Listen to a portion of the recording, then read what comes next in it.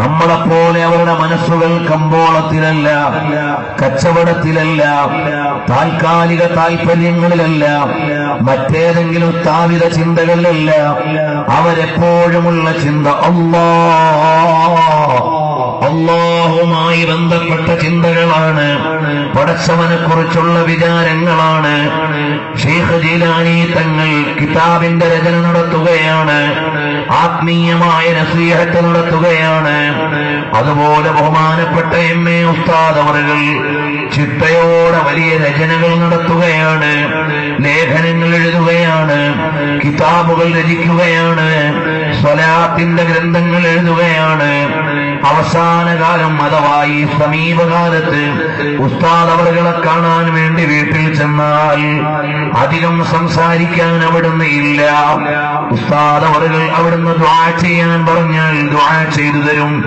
പിന്നീട് അവിടുന്ന് പറയാനുള്ളത് നിങ്ങൾ സ്വലാത്ത് ചൊല്ലണമെന്നാണ്. നമുക്ക് തരാൻ അവിടെയുള്ളത് സ്വലാത്തിന്റെ വാചകങ്ങൾ ക്രോഡീകരിച്ച, ഉസ്താദ് അവറുകൾ തന്നെ ക്രോഡീകരിച്ച ഒരു ഗ്രന്ഥമാണ്. അങ്ങനെ അവരുടെ ചിന്ത മുഴുവനും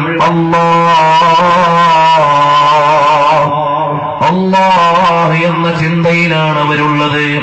പടച്ചവനെ കുറിച്ചുള്ള വിചാരത്തിലാണ്, അല്ലാഹുവിനെ കുറിച്ചുള്ള ചിന്തയിലാണ്. അവരുടെ ജീവിതം മുഴുവനും അങ്ങനെയാണ്. ബഹുമാനപ്പെട്ട അബ്ദുൽ ഖാദർ ഉസ്താദ് അവറുകൾ എന്ന് പറയുമ്പോൾ ശൈഖ് അബ്ദുൽ ഖാദർ ജീലാനി തങ്ങളെയാണ് നമ്മളിവിടെ പറഞ്ഞു വരുന്നത്. രണ്ടുപേരുടെയും പേര് ഒന്ന് തന്നെയാണ്. ബഹുമാനപ്പെട്ട ജീലാനി തങ്ങൾ പറയുന്നത്, അല്ലയോ മോനെ, ജമീഉ അഅ്ളാഇ തുലിമുനി ഇല്ലാ ഖൽബി,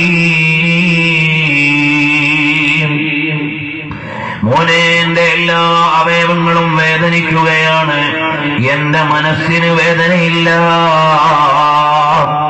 കാരണം സ്വാലിഹീങ്ങൾ മരണപ്പെടുന്ന സമയത്ത് അവർക്ക് വേണ്ടി കരയാൻ ഇവിടെ ഒരുപാട് നല്ല വസ്തുക്കളുണ്ട്. അവര് നിസ്കരിച്ച മുസല്ലയുണ്ട്, അവര് പാരായണം ചെയ്ത മുസ്ഹഫുണ്ട്, അവര് പഠിപ്പിച്ച ഇൽമു പകർന്നു കൊടുത്ത ആലിമീങ്ങളുണ്ട്, അവര് പടുത്തുയർത്തിയ പള്ളികളുണ്ട്, അവരുണ്ടാക്കിയ ദീനീ സ്ഥാപനങ്ങളുണ്ട്, അവർ ചിട്ടപ്പെടുത്തിയ ദീനീ സേവനങ്ങളുണ്ട്. അതെല്ലാം മഹാന്മാരുടെ വഫാത്തിന്റെ സമയത്ത് ഇവിടെ ബാക്കിയുള്ളതാണ്. നൂറുൽ ഉലമ അവറുകൾ യാത്രയാകുമ്പോൾ ആയിരക്കണക്കിന് ശിഷ്യന്മാര് അലിമീങ്ങൾ ഇവിടെയുണ്ട്. അതുപോലെ തന്നെ വിപുലമായ ജാമിഅ സഅദിയ്യ അടക്കമുള്ള വലിയ ദീനീ സ്ഥാപനങ്ങൾ, ഖുർആൻ പഠിക്കാനും ശരീഅത്ത് പഠിക്കാനും ദീനീ വിദ്യാഭ്യാസം പകർന്നെടുക്കാനുമുള്ള വലിയ സ്ഥാപനമാണ് നമ്മുടെ കേരളത്തിലെ മർക്കസ് അടക്കമുള്ള സ്ഥാപനങ്ങളുടെ ഉമ്മുൽ മദാരിസ് എന്നറിയപ്പെടുന്ന ജാമിഅ സഅദിയ്യ. അത് മഹാനവറുകൾ ജീവിച്ചതിന്റെ തെളിവാണ്, മഹാനവറുകളുടെ ശിഷ്യന്മാർ അതിനുള്ള തെളിവാണ്. അവിടുന്ന് എഴുതിയ നല്ല കിതാബുകൾ അവിടുന്ന് ജീവിച്ചതിന്റെ തെളിവാണ്. അവിടുന്ന് പണിതുയർത്തിയ പള്ളികൾ മഹാനവറുകൾക്ക് വേണ്ടി കരയാനും ശഫാഅത്ത് ചെയ്യാനുമുള്ള സാക്ഷ്യങ്ങളാണ്. അതുകൊണ്ട് അവരുടെ കൽബിന് വേദനയില്ല. കാരണം ഒരാള് മരിക്കുമ്പോൾ അയാൾ നിസ്കരിച്ച മുസല്ല കരയുകയാണ്, അയാൾക്ക് അനുകൂലമായി അഥവാ ശിപാർശ പോലെ കരയുകയാണ്. അയാൾ ഓതിയ മുസ്ഹഫ് അയാൾക്ക് അനുകൂലമായി കരയുകയാണ്.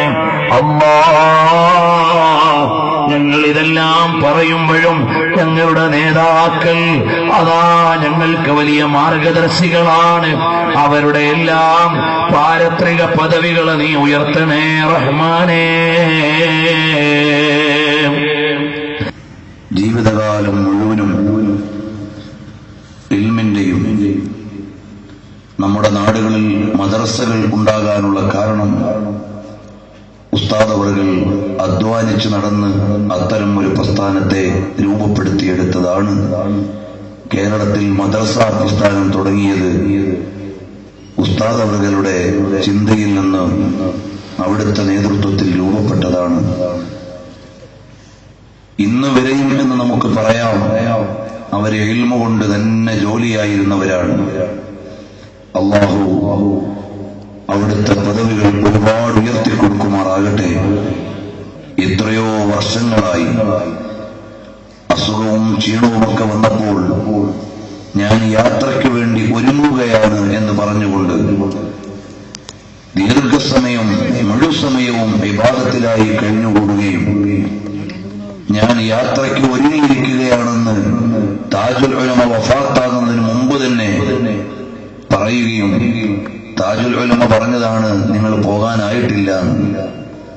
ആ ഒരു കരുത്തിലും ആരോഗ്യത്തിലും ഖാദിരിയ തരീഖത്തിന്റെ നാം പറഞ്ഞു വരുന്ന ശൈഖ് അബ്ദുൽ ഖാദിർ ജീലാനി തങ്ങളുടെ തരീഖത്തിന്റെ മാർഗത്തിൽ ആത്മീയ ശിക്ഷണം ലഭിച്ച് ജീവിച്ചുകൊണ്ടിരിക്കുന്ന വലിയ മഹാനായിരുന്നു ബഹുമാനപ്പെട്ട നൂറുൽ ഉലമ ഉസ്താദ് അവർകൾ.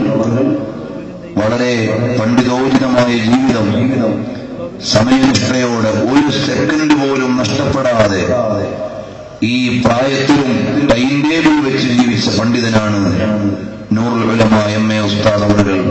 5 മണിക്ക് ഒരാൾ അപ്പോയിന്റ്മെന്റ് എടുത്താൽ എത്ര വലിയ ആളാണെങ്കിലും ആ 5 മണിക്ക് തന്നെ ഹാജരാകണം. ഉസ്താദ് അന്ന് അതിനുവേണ്ടി എഴുതി വെച്ച സമയം കഴിഞ്ഞാൽ പിന്നെ പോയിട്ടും നിന്നിട്ടും കാര്യമില്ലാത്ത വിധം ചിട്ടയോടെ ജീവിച്ചവർ. അല്ലാഹുവേ, ഞങ്ങളുടെ തണൽമരമായ നൂറുൽ ഉലമ എം എ ഉസ്താദിന്റെ ദർജ അല്ലാഹുവേ നീ ഉയർത്തിക്കൊടുക്കണേ റഹ്മാനെ, നീ ഉയർത്തിക്കൊടുക്കണേ റഹ്മാനെ. താജുൽ ഉലമയുടെ വിയോഗത്തിന്റെ 1 വർഷം കഴിഞ്ഞ് അവിടുത്തെ വേദന വിട്ടകലുന്നതിന് മുമ്പ് ഞങ്ങളോട് യാത്രയായ ഉസ്താദ് അവർകൾ അല്ലാഹുവേ, മഹാന്മാരായ ആലിമീങ്ങളുടെ വിയോഗം ലോകത്തിന്റെ തന്നെ മരണമാണ്. അല്ലാഹുവേ, അവരുടെ സ്ഥാനമാനങ്ങൾ ഉയർത്തി ആത്മീയമായ തണൽ ഞങ്ങൾക്ക് നിലനിർത്തി തരണേ അല്ലാഹ്. മഹാന്മാരായ ഞങ്ങളുടെ മറ്റു ആലിമീങ്ങൾ സാദാത്തുക്കൾക്ക് ആഫിയത്തുള്ള ദീർഘായുസ്സ് നൽകണേ അല്ലാഹ്. അല്ലാഹുവേ, ഞങ്ങൾക്ക് അവർക്ക് വേണ്ടി ദുആ ചെയ്യുകയല്ലാതെ വേറെ ഒരു വഴിയുമില്ല.